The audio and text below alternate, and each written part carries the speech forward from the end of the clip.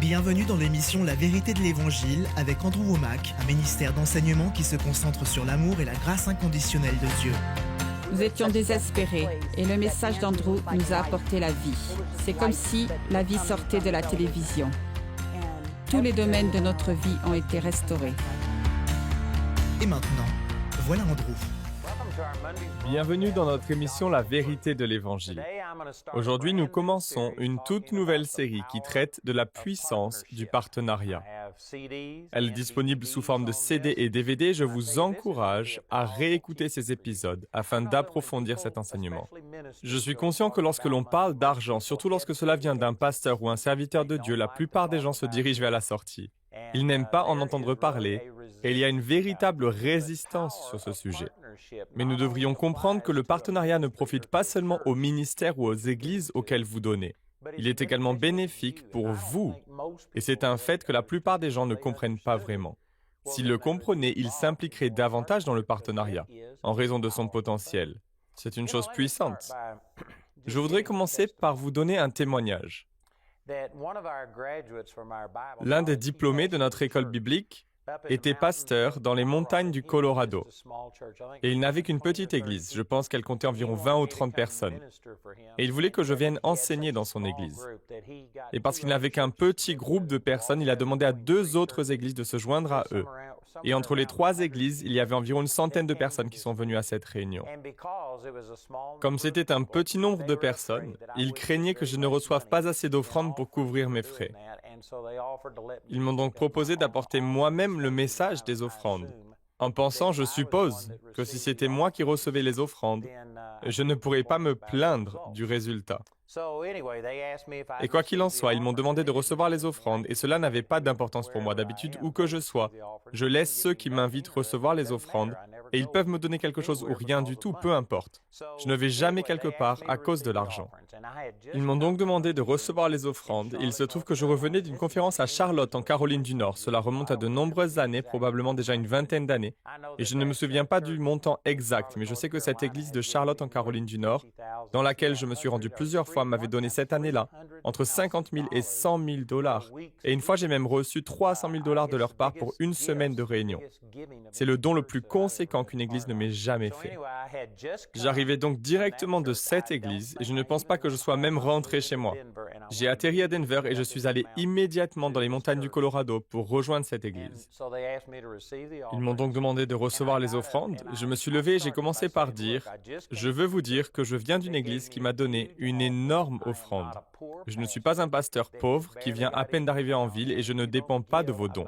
Que vous donniez ou non, je continuerai à faire ce que je fais. Je ne suis pas ici parce que je suis dans le besoin. Je n'ai pas besoin de votre argent. » Et c'est comme cela que j'ai commencé. Lorsque le pasteur de l'église qui était au premier rang a entendu cela, il est devenu tout pâle.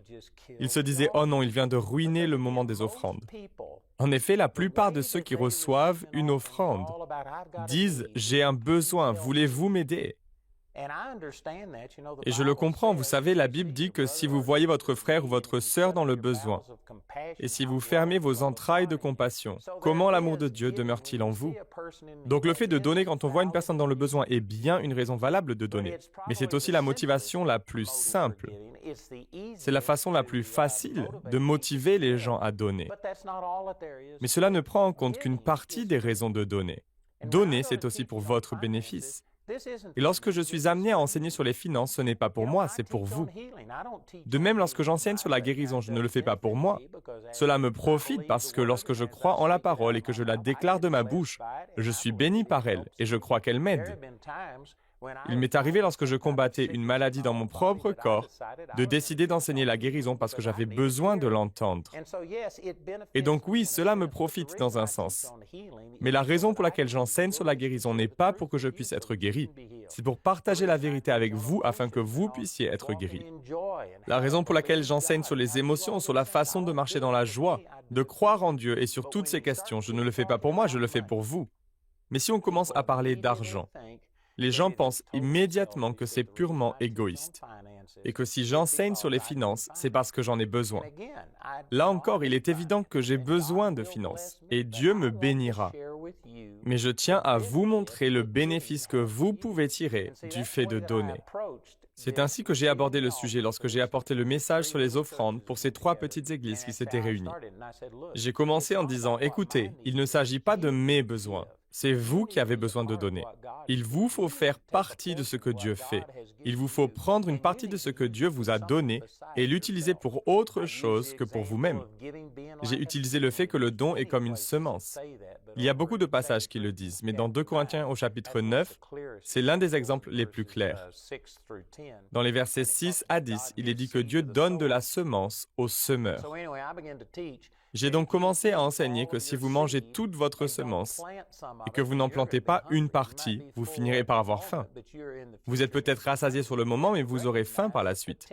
Vous devez reconnaître le potentiel qui se trouve dans cette semence pour votre avenir et vous devez vous discipliner et en planter une partie. Sinon, vous souffrirez de la faim dans le futur. J'ai donc commencé à enseigner ces principes à tous ces gens et finalement, ça s'est très bien passé.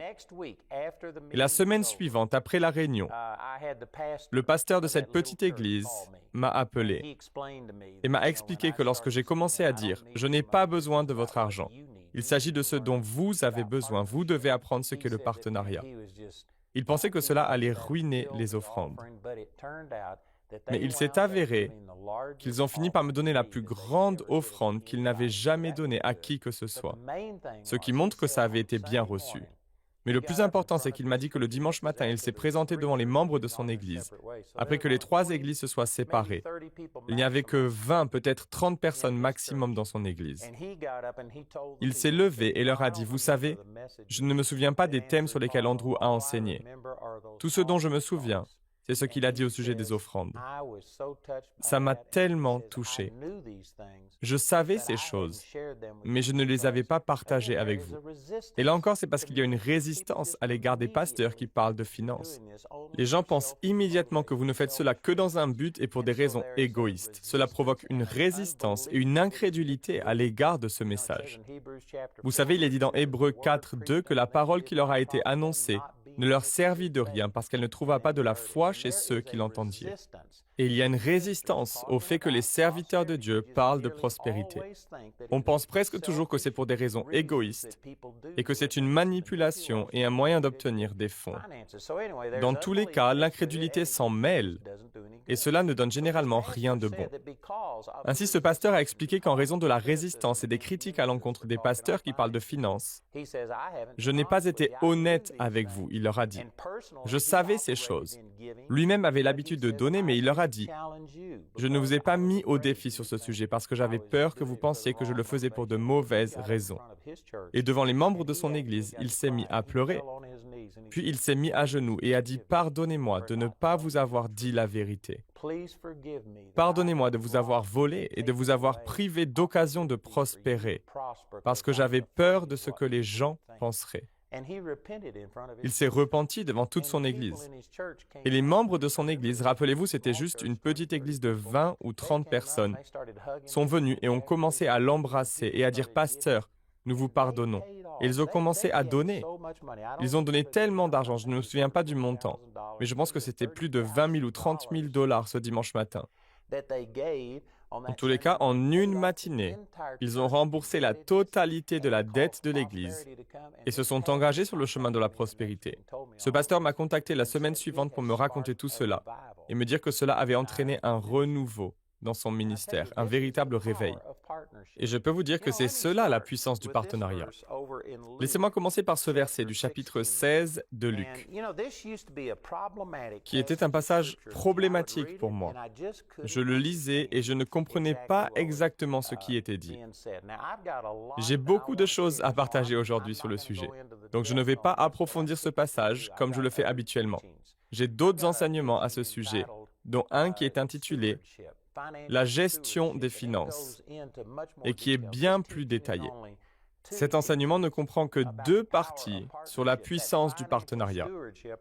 La gestion des finances est, je pense, constituée de 6 parties différentes et comprend certaines leçons que je vais partager dans cette série d'émissions. Cet enseignement va se porter plus particulièrement, spécifiquement sur la façon dont le partenariat vous aide, ce qu'il accomplit dans votre vie. L'autre enseignement entre dans les détails concernant la prospérité et encore d'autres questions. Je ne vais pas trop m'attarder, mais laissez-moi résumer l'histoire que l'on trouve dans l'évangile de Luc au chapitre 16. Il s'agit d'un homme qui était l'intendant de son patron. Un intendant est une personne qui gère les affaires d'une autre personne. Il ne gère pas leur propre argent, mais l'argent de quelqu'un d'autre. Et cet homme était accusé d'avoir volé de l'argent à son maître. Par conséquent, le maître l'a confronté et lui a dit « Montre-moi les livres de compte, et si ce que j'ai entendu est vrai, tu vas perdre ton emploi. » Et cet intendant a paniqué parce qu'il avait volé de l'argent à son maître. Et il savait qu'il allait être licencié. Et il est dit ici au verset 4, ce qui est humoristique à mes yeux, il se demande « Qu'est-ce que je vais faire ?» Quand je serai destitué de mon emploi, cela montre qu'il admet sa culpabilité. C'est au verset 3, excusez-moi. Et il se dit en lui-même « Que ferai-je ? Puisque mon maître m'ôte l'administration de ses biens. » C'est son aveu de culpabilité. Et il dit « Travailler à la terre, je ne le puis. Mendier, j'en ai honte. » Et ceci est ironique pour moi. Il dit ne pas pouvoir travailler la terre. Je ne crois pas qu'il y ait une raison de penser qu'il était physiquement incapable de travailler. C'est sans doute plutôt qu'il ne voulait pas travailler. La plupart des gens qui sont des voleurs ont une aversion pour le travail. Ils essaient de s'enrichir rapidement avec peu d'efforts. Mais quoi qu'il en soit, il dit travailler à la terre, je ne le puis. Mendier, j'en ai honte. Et ceci est incroyable pour moi. Je trouve étonnant qu'il n'ait pas eu honte de voler, mais qu'il ait eu honte de mendier. C'est incroyable comme les gens peuvent avoir une conscience sélective. Je vous le dis, vous devriez avoir honte si vous volez. Et quoi qu'il en soit, ce qu'il a fait, c'est qu'il a convoqué tous les débiteurs de son maître et leur a accordé des rabais. Certains de 50%, d'autres de 30%. Et leur a simplement dit, asseyez-vous. Et disons par exemple que si vous deviez 100 000 $ et vous me donnez 50 000 $ tout de suite, nous réglerons votre facture et tout sera en ordre. Il a donc réduit leurs dettes et le but était que lorsqu'ils seraient renvoyés de l'intendance, il pourrait aller frapper à la porte de tous ces gens dont il avait réduit les dettes et leur dire « Vous vous souvenez de ce que j'ai fait pour vous? Je me suis fait virer maintenant, j'ai besoin d'aide. Pourriez-vous m'aider ?» Et ces gens se sentiraient obligés de lui donner une maison ou de la nourriture ou de le laisser rester chez eux ou de l'aider d'une manière ou d'une autre. Donc il continuait de voler de l'argent à son maître. Il remettait l'argent qui était dû à son maître sans la permission de ce dernier. Donc il continuait à voler de l'argent. Mais maintenant, au lieu de mettre l'argent dans sa poche, il le mettait dans la poche d'autres personnes, en quelque sorte comme un pot de vin, pour qu'il puisse avoir de l'aide de leur part lorsqu'il perdrait son emploi. Jusque-là, ce n'est pas si inhabituel, mais ce qui suit est très étonnant. Au verset 8, il est dit « Le maître fit l'éloge de l'intendant malhonnête à cause de l'habileté dont il avait fait preuve. En effet, les enfants de ce monde sont plus habiles vis-à-vis de leur génération que ne le sont les enfants de la lumière. » Ce qui m'a toujours étonné, c'est que le maître ait fait l'éloge de ce personnage. J'ai des heures d'enseignement sur ce sujet, mais je vais me limiter à en parler très rapidement. Puis je passerai spécifiquement à la question du partenariat. Mais il y a deux raisons. Je vais me concentrer sur une seule d'entre elles. Je pense que la raison pour laquelle il a félicité cet intendant est qu'il a finalement commencé à réaliser la puissance et le pouvoir de l'argent sur son avenir. Avant cela, cet homme avait volé de l'argent à son maître, mais il n'en était pas plus riche. Et vous pouvez le prouver parce que dans le 3e verset, il dit « Qu'est-ce que je vais faire quand je vais perdre mon travail? Je ne peux pas travailler la terre et j'ai honte de mendier. » Cela nous montre qu'il n'avait pas accumulé d'argent, il n'avait pas investi. Il ne faisait que dépenser. Il avait prélevé tout ce qu'il pouvait sur le dos de son maître et il avait tout dilapidé. Il était donc imprévoyant. Il n'avait rien fait avec cet argent. Mais maintenant qu'il allait perdre son emploi, il a commencé à se rendre compte qu'il était dans une position où il pouvait influencer les gens avec l'argent qu'il gérait pour son maître. Et il a commencé à utiliser l'argent pour influencer son avenir. C'est pour cette raison que le maître l'a admiré, comme il est dit dans certaines versions. J'aimerais avoir plus de temps pour entrer dans les détails, mais laissez-moi vous dire rapidement que l'argent vous donne du pouvoir. Certaines personnes seront offensées par cette réflexion et penseront qu'il ne faut pas considérer l'argent de cette manière. Pourtant, l'argent vous donne du pouvoir. Sachez que si vous disposiez d'1 million de $, vous pourriez envisager l'achat d'une maison, d'une voiture et faire quelque chose qui serait impossible à la personne qui n'a rien et qui n'est même pas sûre de pouvoir obtenir un prêt. Cela vous donne des opportunités, vous avez accès à des choses qui ne sont pas à la portée des gens qui n'ont pas d'argent. L'argent vous donne du pouvoir. Il y a une certaine sécurité dans l'argent. Évidemment, nous ne devons pas mettre notre foi dans l'argent. Nous devons mettre notre foi dans celui qui nous a fait prospérer et nous a donné de l'argent, c'est-à-dire Dieu. Mais si vous avez de l'argent, si vous êtes milliardaire, il y a des choses que vous pouvez faire que vous ne pouvez pas faire si vous n'avez pas d'argent. Il y a aussi l'influence qui en découle. Si un milliardaire fait son entrée, les gens vont le traiter différemment qu'un mendiant dans la rue. Donc, que vous le vouliez ou non, l'argent vous donne de l'influence. Il vous donne du pouvoir, il vous donne la possibilité de faire des choses que vous ne pourriez pas faire si vous n'avez pas d'argent. L'argent apporte donc un certain pouvoir, mais ce qui est triste, c'est que la plupart des gens utilisent ce pouvoir, cette influence, sans vision. Ils le gaspillent sans réfléchir et ils ne pensent pas à long terme. Si vous vous souvenez d'une des choses que j'ai dites au tout début de ce programme, c'est comme une semence, l'argent est comme une semence. Dans Marc chapitre 4 et 2 Corinthiens chapitre 10, ainsi que dans de nombreux autres passages des Écritures, la semence est utilisée pour représenter l'argent. Et c'est une bonne illustration parce que la semence, vous pouvez la manger et elle peut vous nourrir et vous aider momentanément. Cependant, la semence peut aussi être plantée et elle peut grandir et produire davantage de semences pour le futur. Si vous êtes imprévoyant et que vous mangez toute votre semence, alors le jour viendra où vous aurez faim. Mais si vous pouvez vous discipliner et reconnaître le pouvoir qui est dans cette semence, pas seulement pour des choses temporaires, mais pour des choses futures, alors Dieu soit loué, vous pouvez affecter votre avenir. Et si vous vous disciplinez et êtes fidèle dans le fait de semer, et vous ne le faites pas seulement une fois, mais chaque fois que vous obtenez des semences, vous en semez une portion. Et si vous faites cela sur le long terme, alors dans le futur, vous aurez une récolte tellement abondante que vous ne pourrez même pas la manger tout entière. Vous récolterez plus que ce que vous ne pourrez jamais consommer. Mais très peu de gens se disciplinent et pensent à l'avenir. La raison pour laquelle cet intendant injuste a été admiré est que pour la première fois de sa vie, même s'il continue à voler, il avait au moins commencé à reconnaître le pouvoir qu'avait l'argent d'affecter son avenir. Et le maître a fait son éloge pour cette raison. Maintenant, nous avons Jésus qui explique la raison pour laquelle il a donné cette parabole. Voici donc l'application. Au verset 9, lorsqu'il dit « Et moi je vous dis, c'est Jésus qui parle, faites-vous des amis du mammon, de l'injustice, afin que lorsque vous viendrez à manquer, ils puissent vous recevoir dans les habitations sempiternelles. » J'utilise ici la version King James en français, qui est écrite en vieux français, mais ce n'est pas si difficile à comprendre.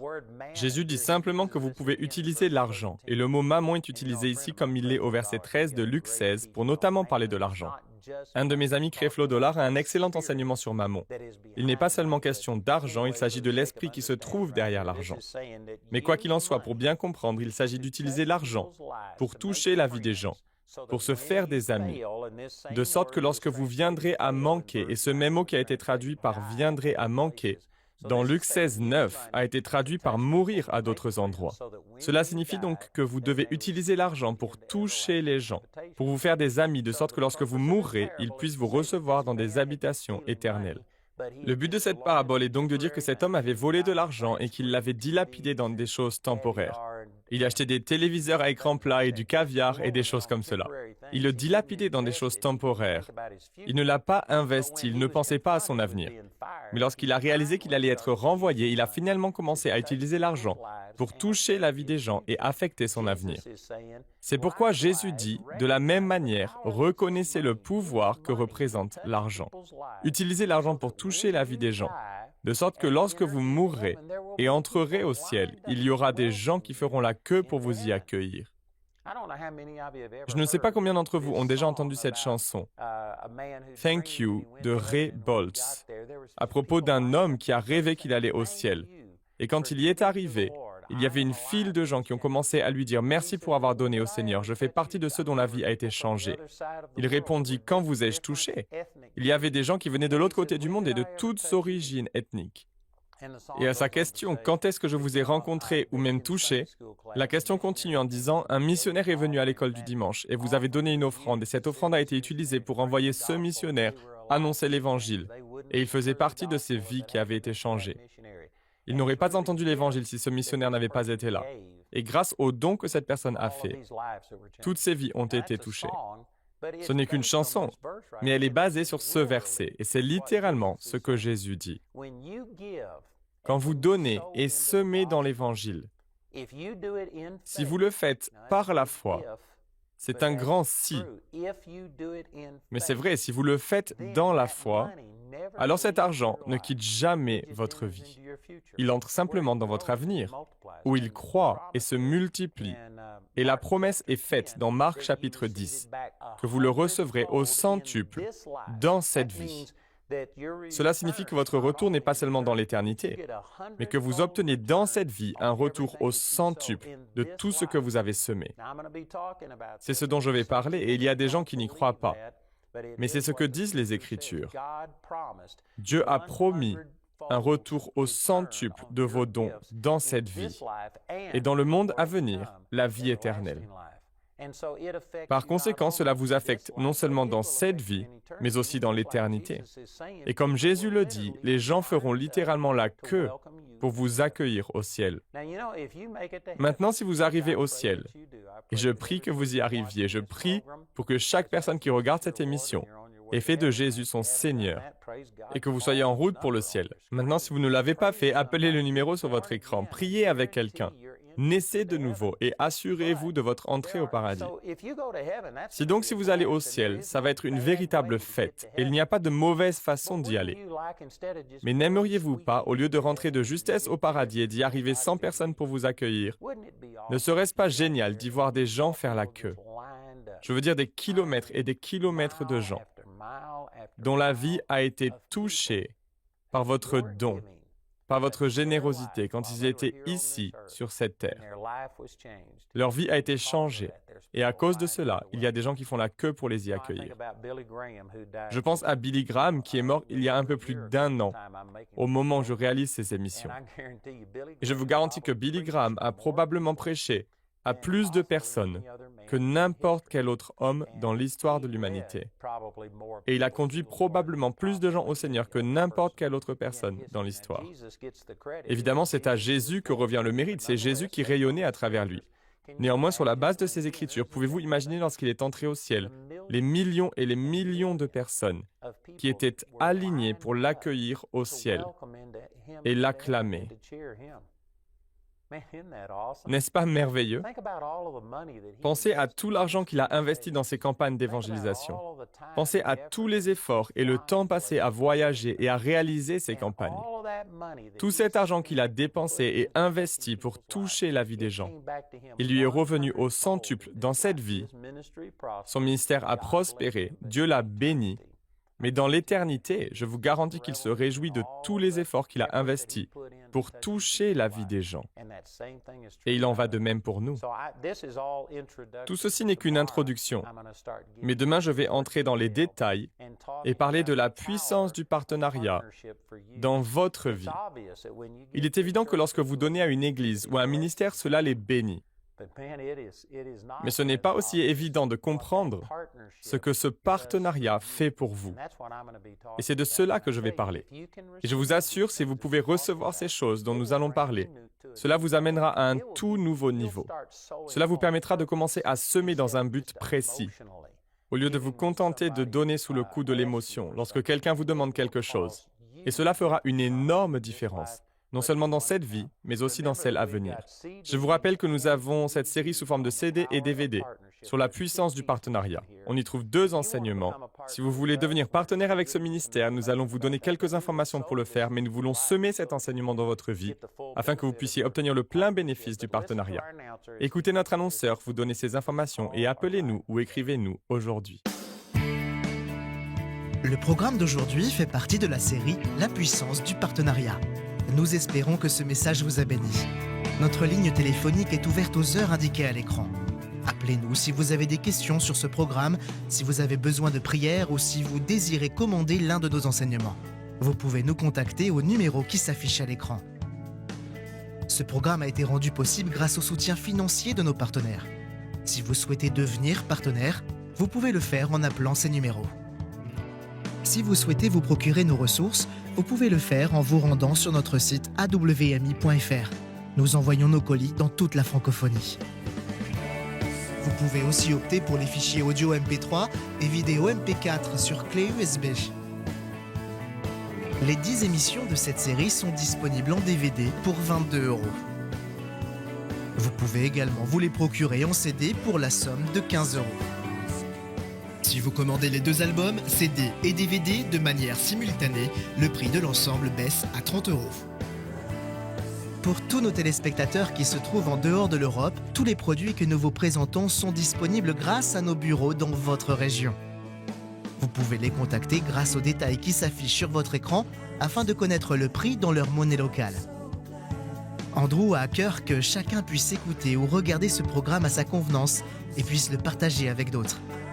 Si vous ne pouvez pas vous permettre d'acheter cette série, nous vous enverrons un lien afin de télécharger gratuitement l'enseignement de cette semaine en version audio MP3. Pour cela, il suffit de nous appeler. Notez que vous ne pouvez profiter de cette offre qu'en appelant notre ligne téléphonique. Vous pouvez nous appeler dès maintenant au numéro qui s'affiche sur votre écran.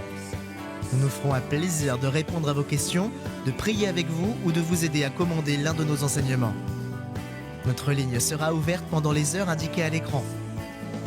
Toutes les ressources d'Andrew en français se trouvent dans les boutiques en ligne des sites internet de nos bureaux affichés à l'écran. Nous espérons avoir de vos nouvelles aujourd'hui.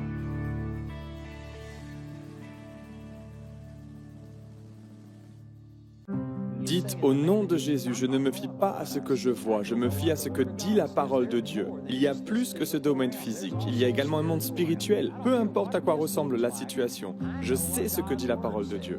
On me disait que ma vie serait faite de douleur et d'isolement, et que je ne devrais même pas espérer la liberté. On me disait que je serais toujours en fauteuil roulant. On me donnait 3 mois à vivre avant une défaillance cardiaque totale. On me disait que je ne serais jamais guérie de la fibromyalgie. J'ai fait des allers-retours aux urgences et j'ai dépensé plus de 300 000 $ pour trouver un remède. Tout cela en vain. J'étais sur le point d'abandonner quand j'ai découvert Andrew Wommack à la télévision. Et Andrew m'a montré pour la première fois que par les meurtrissures de Jésus, j'étais déjà guérie. En quelques semaines, j'ai reçu ma guérison après avoir écouté tous les enseignements qui sont disponibles en ligne. Et aujourd'hui, 10 ans plus tard, je marche toujours dans ma guérison. Et je ne suis pas la seule dans ce cas. J'ai été guérie de la fibromyalgie et des maladies environnementales. J'ai été guérie de la maladie de Lyme. J'ai été guérie d'un lupus et d'une insuffisance cardiaque. C'est grâce à des personnes comme vous qui êtes devenus partenaires du ministère d'Andrew Wommack que nous avons chacun pu retrouver nos vies. Les mots ne sauraient exprimer notre reconnaissance pour votre générosité, mais il y a encore des millions de personnes qui recherchent cette vérité qui libère. Pourriez-vous nous aider à leur transmettre ce message ? Vous pouvez atteindre des gens comme moi, qui sont enfermés chez eux et qui ne sont pas conscients de la plénitude de ce que dit l'Évangile, à savoir que nous pouvons être libérés de tout ce que l'ennemi essaie de mettre sur nos vies. Je ne serai plus de ce monde sans ce ministère. Et je vous encourage vraiment à devenir un partenaire aujourd'hui. Pourquoi ne pas devenir partenaire du ministère d'Andrew Wommack? Faites-le dès aujourd'hui. Pour nous aider à conduire plus de personnes vers la liberté, devenez partenaire en visitant notre site web dès aujourd'hui. Retrouvez-nous la prochaine fois pour plus de la parole de Dieu dans la vérité de l'Évangile.